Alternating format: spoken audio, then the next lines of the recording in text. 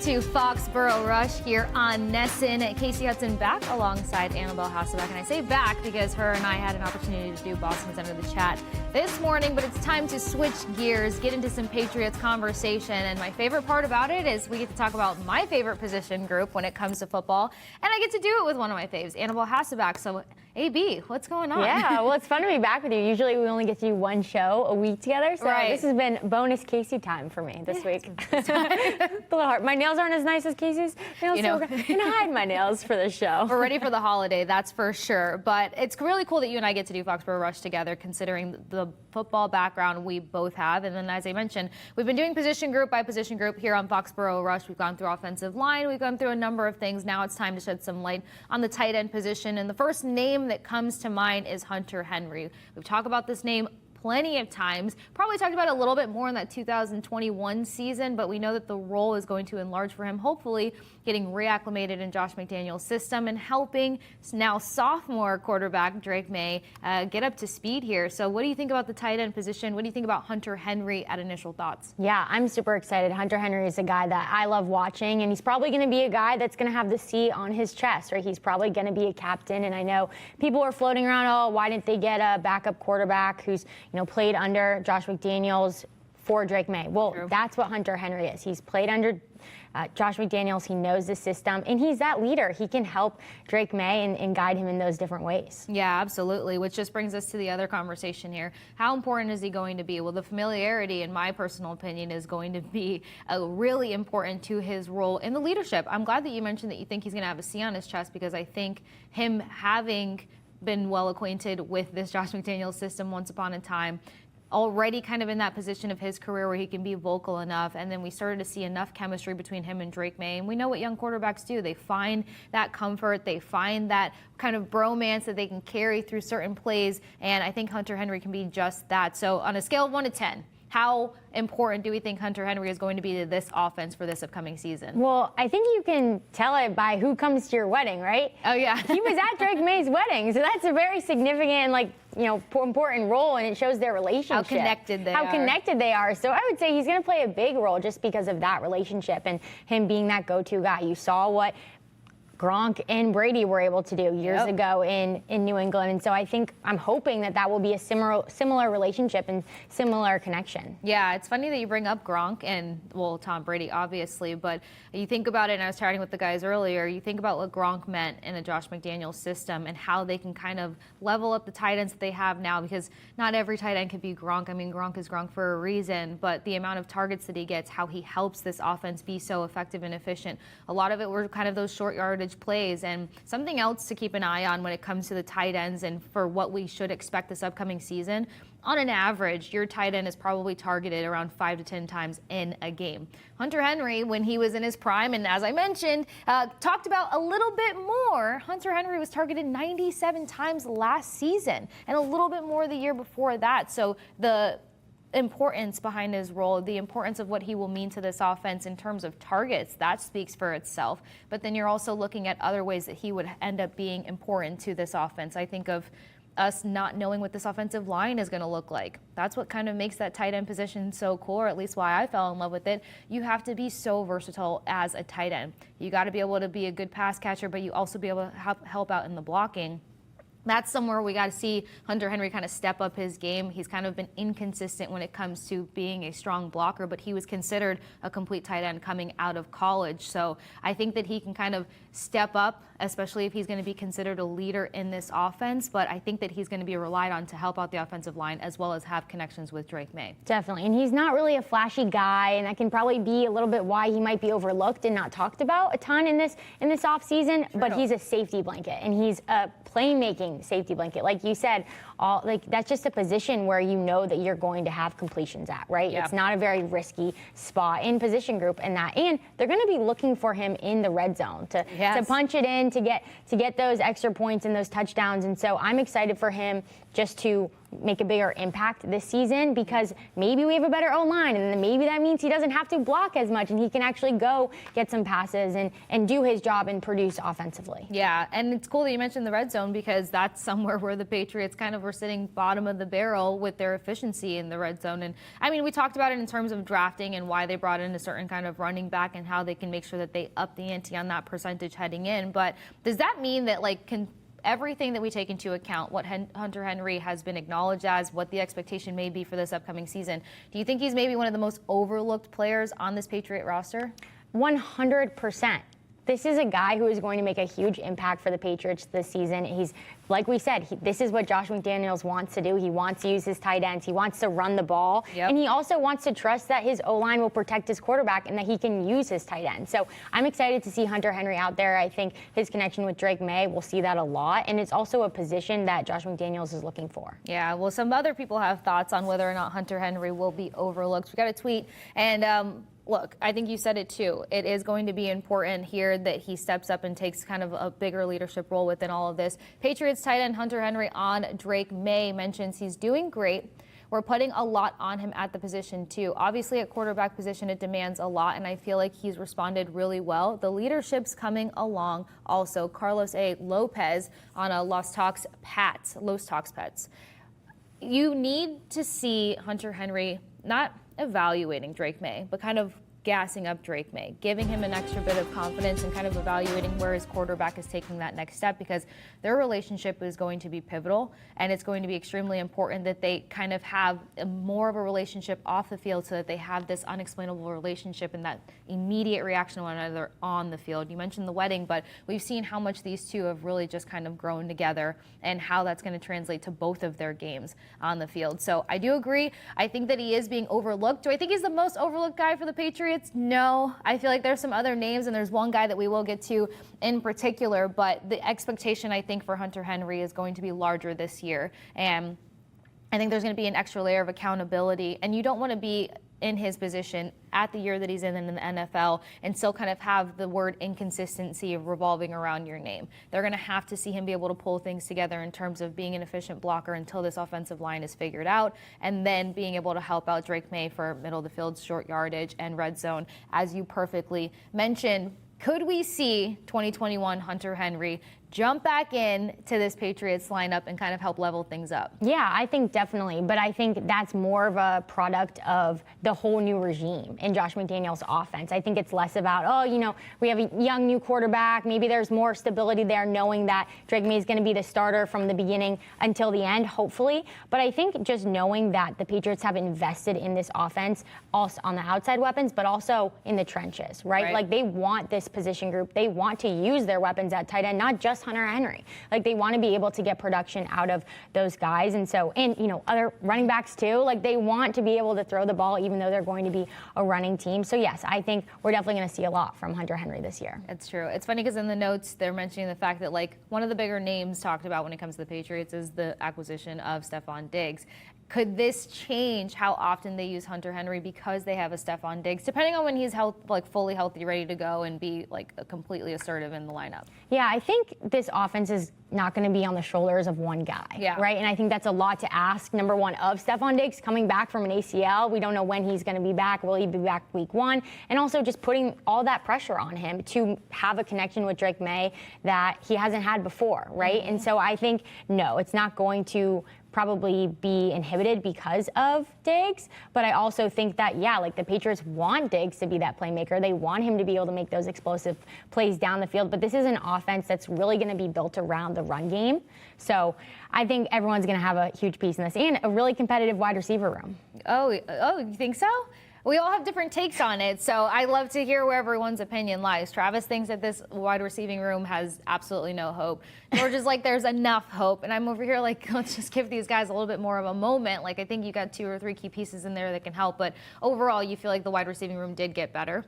Definitely. I think you get better because you bring in more competition. And whenever you bring in higher level competition, and even young guys competing with older guys, that's going to elevate everyone's game. And you do have a blue chip player in Stefon Diggs. So I think overall, that's a win in itself. Yeah, and he's mentioned he's more of an off the field leader more than somebody. I mean, we hear him on the field, but that's just kind of emotions in the moment. You said something really important, though, AB, the fact that, we're not going to rely on just one particular guy. And I think that speaks true to form to what all the hype is about in terms of the intricacies of Josh McDaniels' system, of the different looks that they can be serving up. And it's not all about one tight end in this locker room. It's about another one that's going to have to help out and get more involved. And the first thing that jumps to mind, which I was excited about this because, of course, like I said, I love the tight end group. I'm a big fan of being able to get pretty, let's say, creative. But Austin Hooper being in the mix of everything, the first thing that jumps off the page is, will we see more two tight end set action? And this is something that numerous reporters kind of feel like is dying down throughout the league for NFL teams, but I feel like Josh McDaniels' system can perfectly fit this opportunity. Yeah, I definitely think we're going to see this. I mean, Josh McDaniels even showed a little bit of this at OTAs and at minicamp using two tight ends, and why not? It's going to make it harder for the defenses. It's going to put them in a bind. They're going to now have to worry about the run game and the pass game and guarding two massive tight ends, right? But I think that's something to be excited about, right? Like going back maybe to a little bit of that old school football where you get to use two tight ends, one running back, 12 personnel. Like I think that's something that will give the Patriots the edge. Yeah, well, it puts the opposing defenses, on their toes. It changes up the looks that they're seeing. But then the other thing that I love about it is it kind of opens up lanes that you don't always expect. And where we've seen it maybe die down a little bit as a whole throughout the NFL, we've seen it effectively run by the Detroit Lions. We've seen it effectively run by a Green Bay Packers team. And to see the Green Bay Packers be able to effectively do two tight end sets when they've had injuries that have hindered that roster and big moments throughout the season, that just lets you know that this is probably the perfect roster to start re-implementing something like that on a popular level. Hunter Henry has the ability to do it. Austin Hooper, somebody else who, good pass catching ability, not expected to block too much, will do whatever the role expects of him, but you put him in the position that he thrives in most, the opportunities that he thrives in most. I think that we can see a lot out of that. I like the mismatch opportunities with any tight end. And Dallas Cowboys a couple years ago used to run it effectively before their roster became injury-ridden and they started trading off pieces. So I feel like this is something that's going to help the Patriots come in and continue to be unique because it's kind of a dying situation, and I hate to see that and think that. Any other thoughts on Austin Hooper and what he can do this year? Yeah, well, he's working. He was just down at tight end U in Nashville, Tennessee, working out with Travis Kelce, Greg Olsen. I think Gronk was there. He's putting in the work, and he's learning from the best, right? So I think Patriots fans can be excited about that and take heart that, we're going to use both these guys, and they're going to be real weapons. Yeah, I didn't realize that he was out there working out with Travis. Oh, yeah, Kelce T Swift made an appearance at their concert that one night. And my sister was at the concert, and she sends me a video, and T Swift jumps on stage with Kane Brown, I think. I'm like, shoot, it should have been in Nashville. That was pretty awesome. It's one of the weekends that you could have. Well, you got the best Nashville outfit on out of anybody here. I was actually low-key ready for you to mention Travis Kelce and Taylor Swift. When it comes to other parts of this offense, we've talked about the tight end group, what they'll do. It's weird to think the tight end group is pretty on the small side when it comes to this, but just kind of adding to the fact of the leader that we think Hunter Henry will be for the offense as a whole, not just the relationship with Drake Maye. Dude. What'd you say? The leadership that Hunter Henry will bring definitely. to the table. Sorry, I totally misheard you there. No, I think what we saw, obviously, in the media, they're going to Hunter Henry and say, hey, how is Drake Maye? How is he learning this offense? And that's how the ownership and the leadership that he's going to take over his quarterback is really putting him on his back and leading him through what's going to be a really high expectation season. Yeah, it's true. And he's probably been one of the most outspoken through minicamp OTAs, and we haven't gotten a chance to hear too much from the guys, but he's always someone that they've gone to more consistently. But of course, we always want to hear from you, Patriots fans. Do you think Hunter Henry will get back to rare form in 2021? Do you think it'll be better than that? Which you're seasoned, you've been in the NFL even longer now. The leadership and the reliability has been on your shoulders even more. And year two, we know that him and Drake Maye have already started to build out chemistry. It's only going to take that next step, and then Austin Hooper getting some respect placed on his name. Even though we teased it, we got to talk about some other underdogs on this roster and see if we can get some undrafted free agents to kind of take off and become impactful players for the Patriots. Stick with Annabelle and myself here on Foxboro Rush. We'll catch you guys on the other side of this quick break.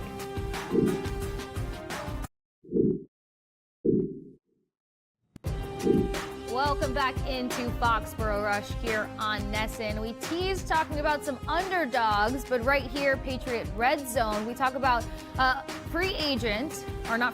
receiver Efton Chism is most definitely a route runner.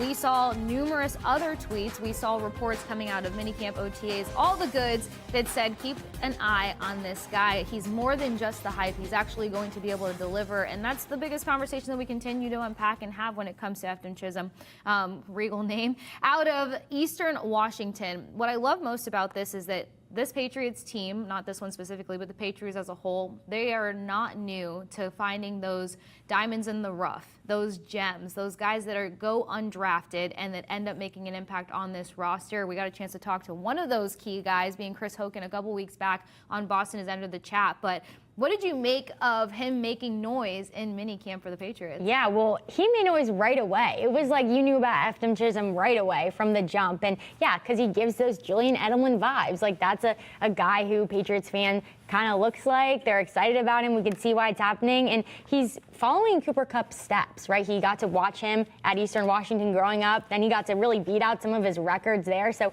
this is definitely a guy, I think, mainly from like the physical aspect of him. I mean, just watching that last tweet, he dropped the coach, whoever was defending him. And like, his quick feet, his ability to just have insane agility and be explosive is something that Patriots fans and everyone who was at minicamp and OTAs was super excited about. Yeah, and to have a comparison such as Cooper Kupp, I mean, I know that Cooper Kupp has struggled to be healthy over the past couple of seasons, but we know how effective a receiver like Cooper Kupp has been. I mean, I remember in Tampa Bay when we would talk about how these guys were going to cover him and how in the fourth quarter, look out, because he's the dude that's going to make a play happen and either level off the scoreboard or end up giving the Rams the lead and taking the game from you entirely. So it was always scary to go against a guy like Cooper Kupp. So to know that you have a guy that can fly under the radar for the Patriots. And you're also talking about a roster that's open to a lot of opportunity for players just as this. Going back to McDaniels' system, what kind of wide receivers thrive in this system? Slot guys, versatile guys, great route runners. If you can step up to the plate and be effective and efficient in that set, you're going to have a role on this Patriots team. We also talk about it not being shouldered on one person in particular, like the versatility of being like, okay, we need Chism to go out there, we need this guy to go out there. To do whatever. Exactly, and you don't know what to expect. Like, that can make this team scarier than giving credit for. And even though I think most of us are on the same page of them having more than 9 wins, maybe, hopefully, fingers crossed, I think that Efton Chism can be a part of that. And I think that he can help stretch this field a little bit. I know that sometimes there's conversation about whether or not how much Cooper Kupp is that deep threat, but as vertical of a guy as he is, like, they threw it in at the right time, and this is a guy that can probably help them make a splash against the schedule that they have coming up here. Yeah, and just blue-collar grit. Like, that's kind of the vibe that you have around a Julian Edelman. That's the story of Cooper Kupp, and that's really what we're seeing with Efton Chism. And just a little fun fact here, I was researching about like his hometown because he's from Kirkland, Washington, and that really jumped out to me. I was born in Kirkland, Washington. When? October of 2001. When was Efton Chism born? October of 2001. Oh. Literally 10 days apart. So I'm like, oh, no way, Kirkland. I'm like, I'm from Kirkland. Oh, no way, October. Oh, same year. So kind of random. Isn't that crazy? Yeah, that is. I was about to say, I didn't realize that you were born I don't know if I have the same like agility, same hype as he does, but maybe well, someday. You did get a shout out this morning for being a 2-time champion. Yeah, I did not. Didn't thank you, Ante. Did not need that, but I appreciate it. I think you could lead the charge on this one to see if Chism can follow maybe in your footsteps just on the football I think I need to learn from things. him. That'll help me with my moves. He'd help us stay light on our feet, that's for sure. But another ways that this guy can kind of like help out and branch out even further reputation-wise for this Patriots team, it kind of makes you think about the other undrafted guys that shook things up in New England for the Patriots in particular. I teased Chris Hogan, but there's other names that come to mind of guys that have actually helped out quite a bit. Is there anyone just off the top of your brain that jumps out at you that you're like, this is similar in terms of what he can do? Well, I think when you're talking about undrafted guys who've had an impact for the Patriots, it's a no-brainer to say Malcolm Butler. You don't have a Super Bowl, you don't have one of those Super Bowls without him, and maybe you would have won another one with the Eagles, especially, I don't know what that whole situation went down with Bill Belichick. I'm not sure what all went down there, but he also had a crazy story. I think he started at a community college, then goes to a D2 school in West Alabama, like wild story, but I think in that, like, yes, you might not have had the most storied career with the Patriots up until that moment. People might not have had you as a household name, but now you are a household name because you were able to get that interception against the Seahawks in that Super Bowl. So, yeah, I got to go with Malcolm Butler on that one. I know. I looked at the list, and it really kind of threw me because the first name that made me be like, you can't talk Patriots without talking Malcolm Butler. Maybe because of the timing of me getting to Nesson, hopping on Foxboro Rush, David Andrews' name was the one talked about the most, and we had to kind of do it in such a sentimental way because you're talking about somebody who you couldn't paint the perfect picture of being underestimated, getting into the NFL, being able to spend as much time in the NFL as he did. Like some of these undrafted stories, you get a good 5 years in the NFL and then you have to pivot, right? To kind of start looking in a different direction at 32 years old, I think speaks volumes. And then, yeah, the Patriots right now might be talking a lot about what does this offensive line look like? You know, what's the identity? How can we be stronger? How can we get back to being a feared offensive line, reputation-wise? You're talking about a guy that was a part of that when it was the Patriots' DNA, to have this offensive line that you're like, gosh, these guys are going to exhaust us. So I think that it maybe, again, timing-wise, I can't think of it without thinking of David Andrews. But then I just also go back to Chris Hogan because when we had him on Boston's End of the Chat, he talked about the fact that when you are an underdog, when you come in undrafted, it's a different kind of chip on your shoulder. Every single snap is a prove it snap. Every rep is a prove it rep. And it doesn't hold you back because you're consumed to prove it to other people. It amps you up because you feel like you have to prove it to yourself every single chance and every single opportunity you get. And, you know, the conversations that took place around minicamp when it came to Chism made it sound like he kind of has that same vibe about him too. Like, could you picture what it would be like to be undrafted and be like, I have the same talent and potential to be on this roster, but I have to do a little bit more to get there? Definitely. And you definitely have like a hungry spirit about you too, because there aren't those expectations. You probably don't have the same media worries and the outside noise. That's but a good point. Usually guys who go undrafted have been fighting for their life for every rep for their whole lives. Like it's been their storyline. So they're used to being that underdog, and a lot of people, the best people, can thrive off of those situations. Yeah, that's very true. And plus, not having the pressure of the media quite yet. When the media does get a hold of you, when they do feel like you're going to be impactful, they come in hot and heavy, and then you have to be able to weather that storm with your head still on your shoulders and not let that impact your game. Then you're talking about a name, Jakobi Meyers. I think that this deserves some flowers as well, because when you're resituating a roster, when you're resituating the identity of a team, and let's own up to it, once Bill Belichick was out and things started changing about, I feel like it's just kind of been touch and go as to what this team can be and what this team has produced. You're talking about somebody who's been able to offer some good yardage in a sense, and we know the chip that he has had on his shoulder. I mean, well over 1,000 yards last season, and you didn't know what this team was going to look like offensively. There were so many moving pieces, and Drake Maye wasn't even your starting quarterback when we got into everything. So kind of that rotating carousel when you have different quarterbacks, like what do you think that's like to have to kind of resituate yourself with a different captain at the helm there? And we don't know their communication style. We don't know their little different isms that they need to have. I mean, the offensive line, the wide receiving room, everybody freaked out in Tampa Bay when Tom Brady got there because it was like, no, there's rituals to abide by, and you got to get in line with what he needs.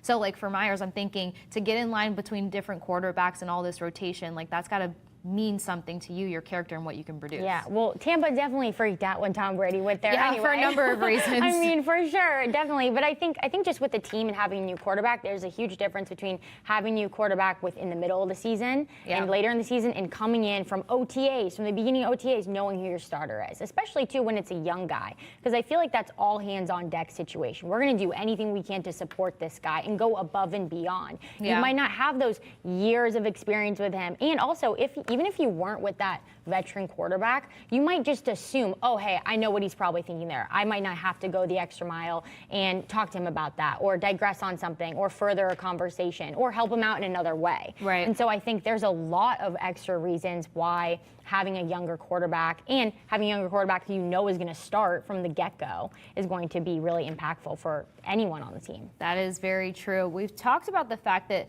this wide receiving room, whether you think highly of it or whether you think like, hey, they still probably need to go bring someone into the mix of this room, it's pretty loaded up when it comes to slot receivers. But I mean, that brings the best competition to it. Not to mention is that it helps you have some depth. and depth can be extremely reliable once you get to those tough stretches of the season, or kind of give your starters that extra rest that they may need.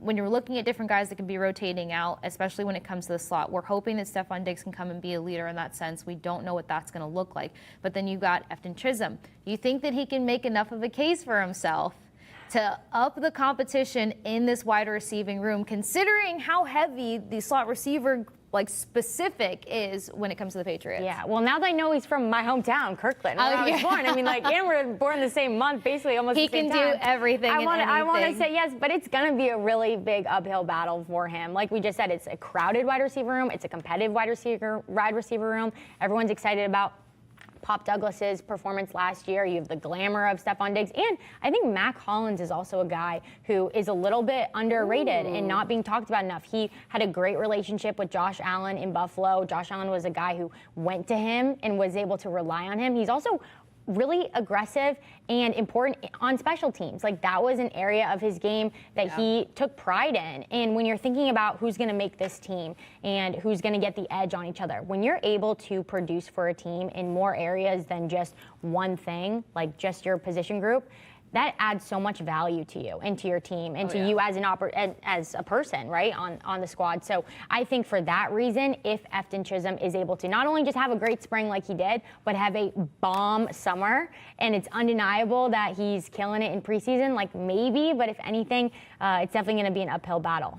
I love that you mentioned the comparison of Mac being relied on in those key moments by Josh Allen. And funny enough, have you heard the comparisons of people saying that Josh Allen and Drake Maye have similarities? No, but I heard Josh Allen speaking highly of Drake Maye, so I could see that happening. Oh, okay. Then that works perfectly. Yeah, there's been a number of things that have come out and just said similarities in terms of the play execution. We know that Drake Maye has that fearful approach sometimes. He can be a little too risky, but I'm sure it's something that'll narrow down. But I like that you mentioned that, because if he had such a cadence and a rhythm with a Josh Allen, and there are comparisons to Drake Maye, I wonder how quickly they'd be able to kind of establish some chemistry that would work out for one another. But the special teams mention, I think, is tremendous, because I know in college, there was a number of guys where their execution on special teams, their ability to come up strong on special teams is what earned them their role either in the wide receiving room or on the other side of the ball defensively. And funny enough, Efton Chism was big on punt return and kick return for Eastern Washington. So you're talking also about a way that he can wiggle his way onto this roster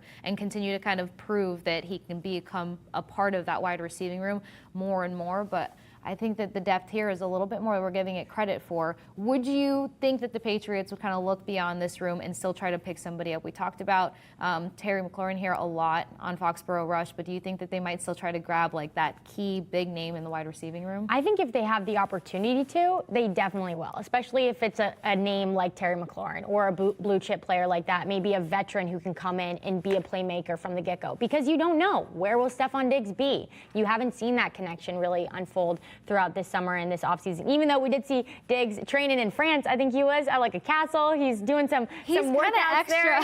He's, you know what? Wherever he's got to train, you do it, man. I wish I was training at castles in France. But no, I do think if the Patriots have the opportunity to add talent to this group and playmaking ability, they will. However, at the same time, I think their focus is going to be the offensive line. So, yeah, they've been floated around, hey, would we give up a wide receiver? Would we trade a wide receiver in order to add more depth to the O-line room? I think if you're going to consider, is it depth in the O-line room or a playmaker in the wide receiver room, they're going to stick with the O-line. Okay, so I have to ask the question, AB. We started off the top talking tight ends, talking Hunter Henry. Is he overlooked?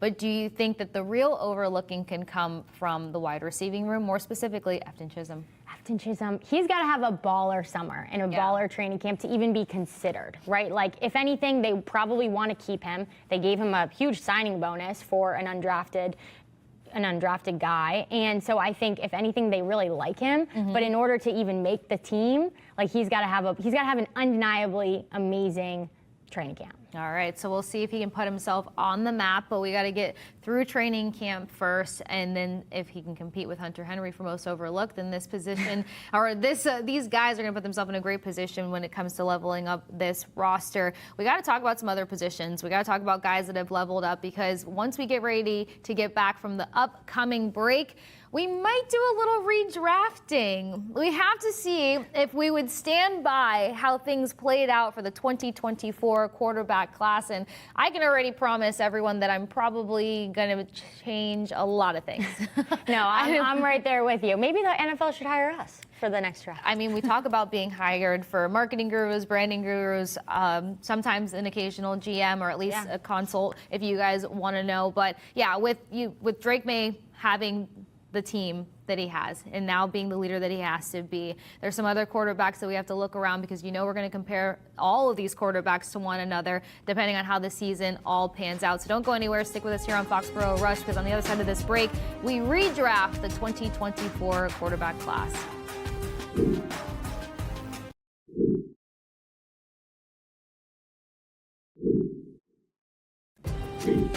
Back at it with Foxboro Rush here on Nesson, Kasey, and Annabelle, breaking down different position groups and getting into the quarterback conversation. The best quarterback of the 2024 NFL draft class is blank.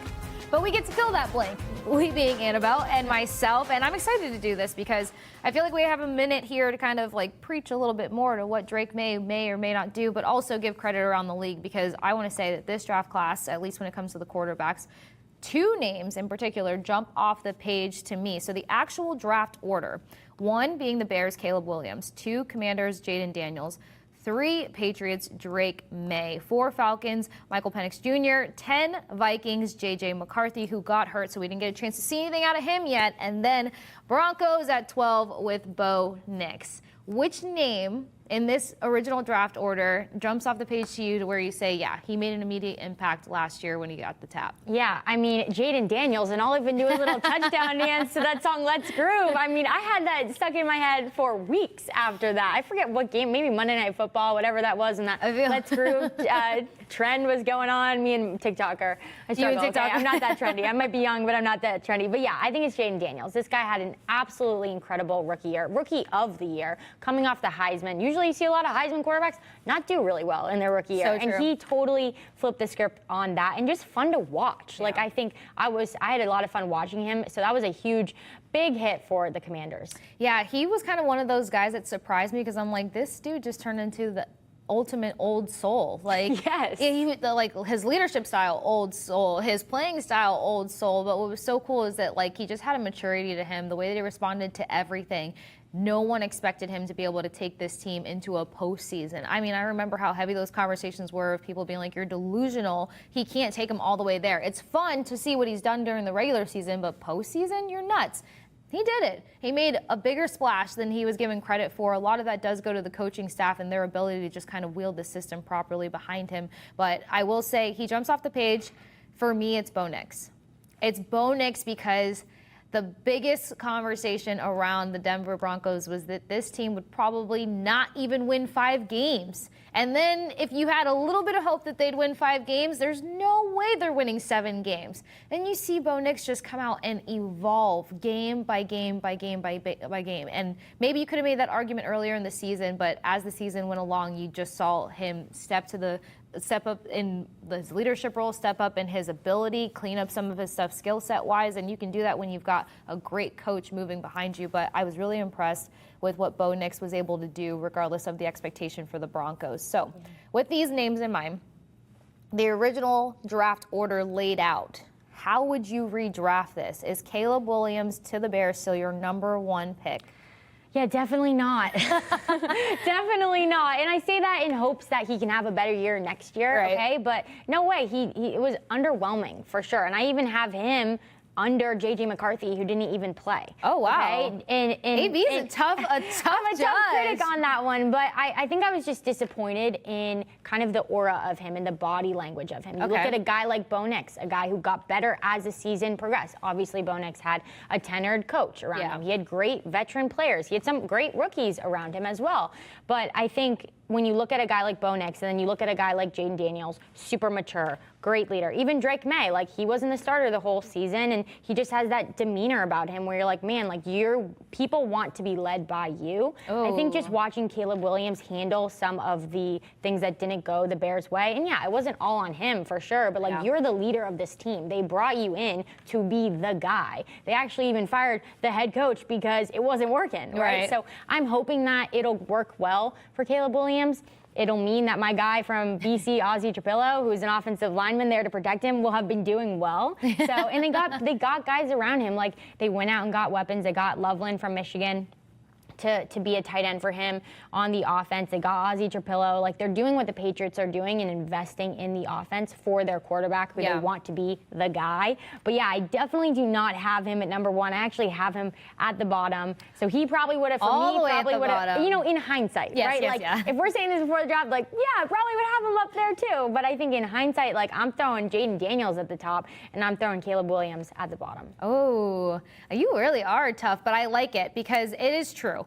When you're gifted the starting quarterback role, you have a lot of expectation on you to be the leader, to kind of have this, George puts it in a way that I love, audacity about you. And it doesn't mean that you have to come off arrogant. It doesn't mean that you have to act out of character, but you do have to have a confidence and kind of breathe a different air. When CJ Stroud was a rookie trying to make things happen, he carried himself a certain way regardless of what took place in front of him. I gave Caleb Williams a lot of credit because how do you play your best football when your offensive line is just disappointing you game after game after game, leaving you out to dry? I mean, you're getting your brain rocked, for crying out loud, and you can't even step up and like have time to be decisive and to be effective. But at the end of the day, he still has to carry himself like he's not entirely defeated. So I agree with you on that. So you would put Jaden Daniels as your number 1 draft pick? Yes, I have him at the top. All right, who's coming in welcome, at Bears. Seriously, who's coming? And I think he would handle that situation differently, honestly.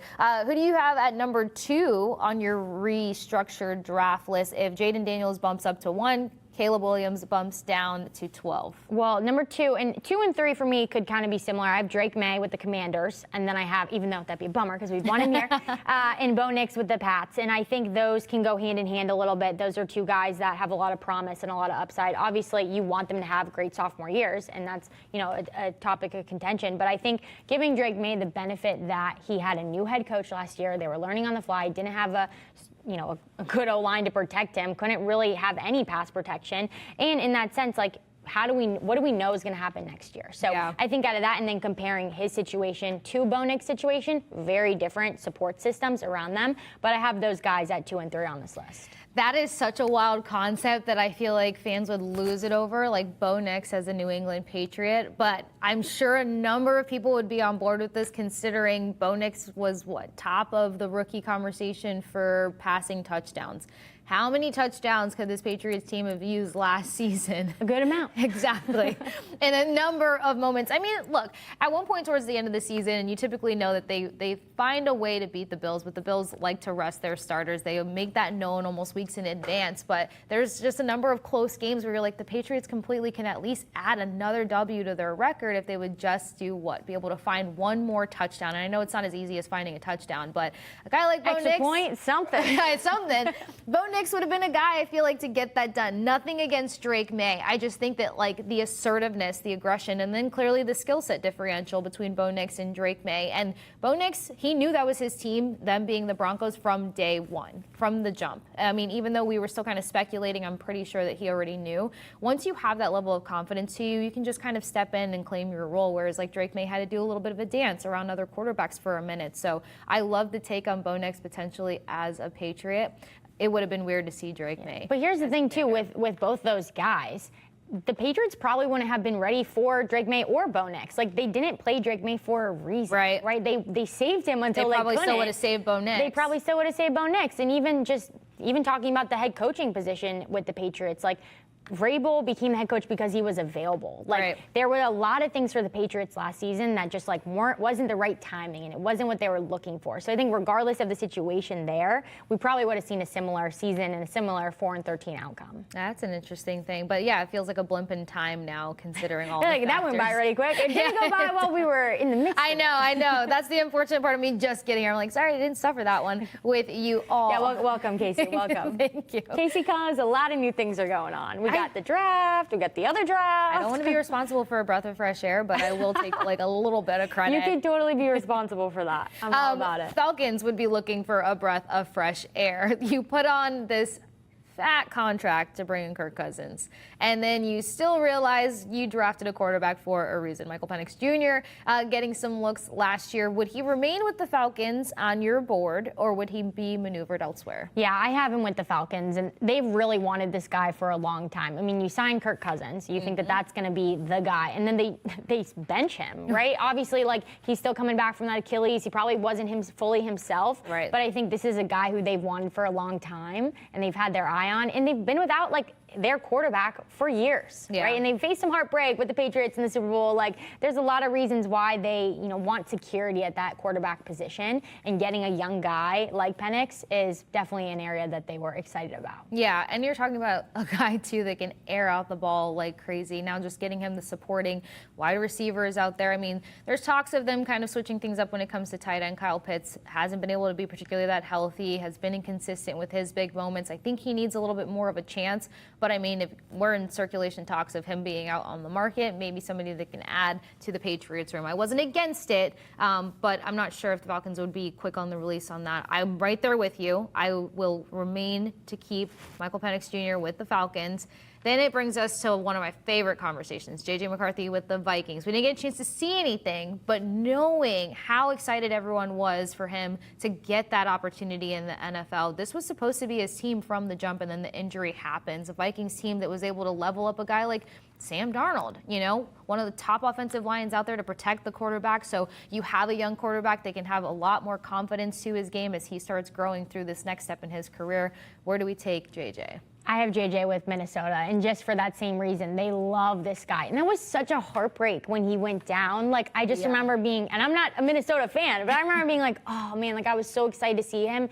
And you could just see that excitement too from Minnesota. I mean, they didn't re-sign Sam Darnold because they believe in him so much. They didn't go out and make an effort to get Aaron Rodgers because they want JJ McCarthy to be their starter. So I think he's got a really promising future in Minnesota, and I'm excited to see him suited up in the purple this year. Oh my gosh. And speaking of faith, like, to know that they're not going to try to bring anyone else. It's a clear path of being yours at QB1. But I caught a number of the press conferences. I still keep close tabs on the Minnesota Vikings, but there were so many guys that were like, even though he got hurt, even though he's freshly in the league, like, he was still being a vocal leader. You're brand new to a team, and you're being a hype guy for everyone else that eventually you're going to be playing alongside of. I think that just says so much about what they can expect. The skill is going to be there. It's going to come right back to them. I mean, we've seen how much science just gets these guys back and ready and propelled into the game. So I like your board. I think that we have everything just about the same. Which quarterback do you think will take the next biggest step, let's say this upcoming season? I know. I think from Jaden Daniels' performance, the safe bet is to go with him. Okay. But I think looking at what the Patriots have done, and yes, we're in Boston, so like that's a factor too, but like looking at what the Patriots have done to support Drake Maye and to invest in him, and also the guys that are surrounding him, like Hunter Henry, who we talked about earlier in the show, I think he is set up for a really high success rate. Yeah, and I think that he's feeling the fact that he needs to take that leap, that fresh into the league, now in his sophomore season leap. I want to stick with Drake Maye, but you make a point to say Jaden Daniels. I'm going to go with Bo Nix. I think Bo Nix takes an even larger step because he's going to have that much more comfort and confidence. They added some pieces for him to have, and they just had such a balanced attack when it came to their offense. And I just go back to coaching every single time. We've seen Sean Payton be not only a quarterback whisperer, but just a genius when it comes to orchestrating and wielding the perfect offense against their opponents. And it's kind of open out there for him in a sense of like the competition AFC-wise. Like, their defense were sneaky good too. So Bo Nix getting a little bit more settled in, coming off a season where people very much underestimated what he was going to bring to the field, levels up in so many ways. I'm really stoked to see what the Broncos do, but I don't want to underestimate Drake Maye, the Patriots, Mike Vrabel, and Josh McDaniels. A lot to look forward to, but we won't know until training camp goes down and the pads go on, because we know nobody likes to evaluate these guys without the pads being on. We will get to talk to Patriots fans, kind of pick your brains on everything, because we've got a mailbag on the other side here on Foxboro Rush. Stick with us on the other side of this quick break.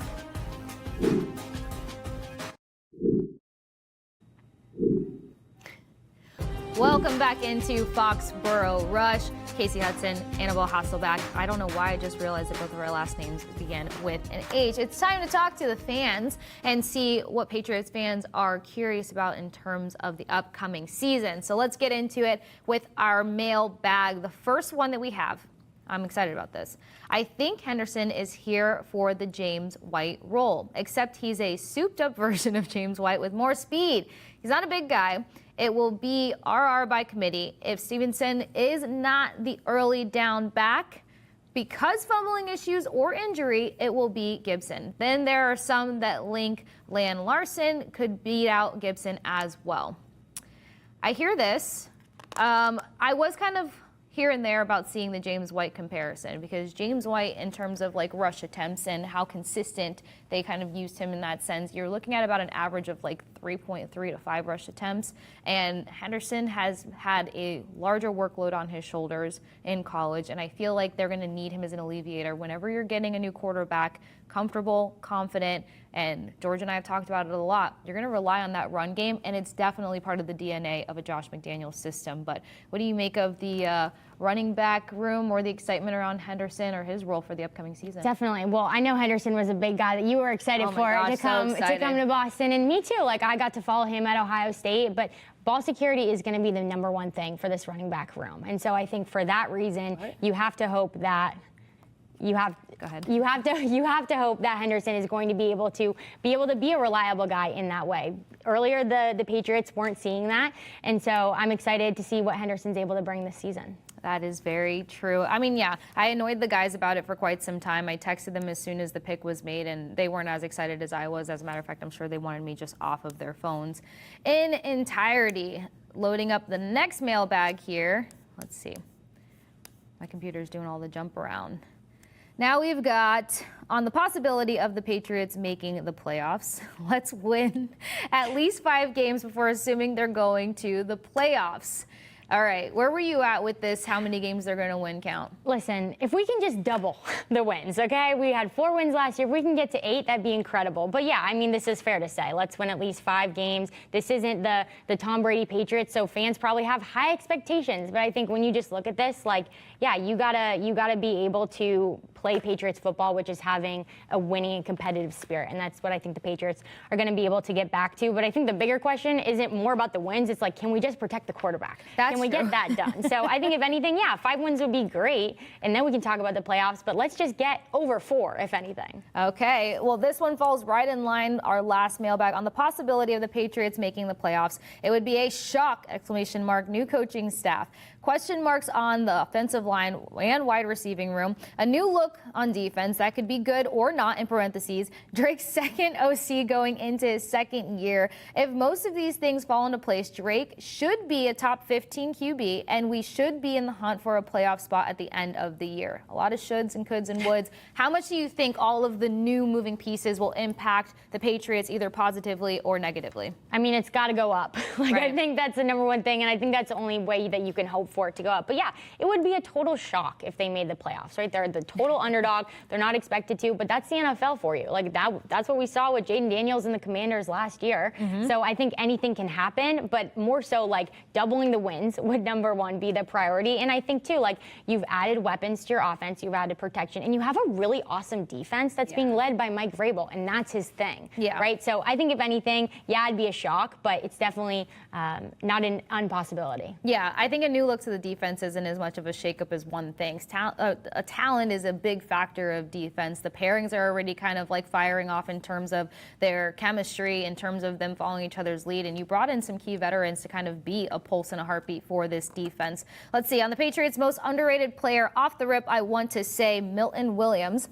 People are talking about this guy like he was trash, and it was all Jalen Carter, so we'll see.